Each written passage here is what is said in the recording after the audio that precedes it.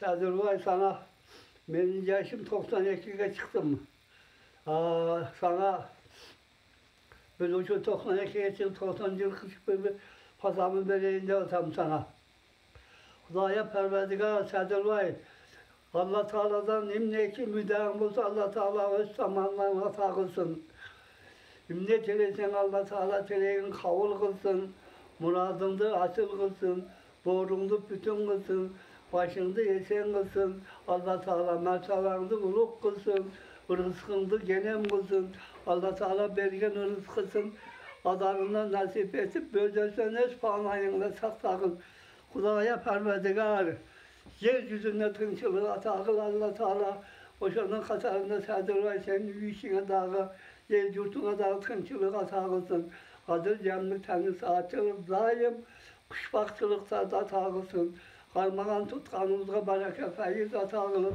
Gen beyil geçmez devlet verdim. Hudaya perverdigar.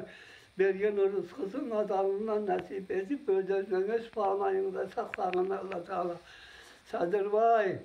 Tögürüğün töp olsun, 12 müşen pütün olsun, ımanın olup daim, omuzdan başında yoldaş olsun, iki dünya yüzün yarık olsun, iki dünya avat olsun Allah Teala'nın altına varganda bizim 14 günlük, 15 günlük, 16 günlük ayda yarık olsun yüzümüz.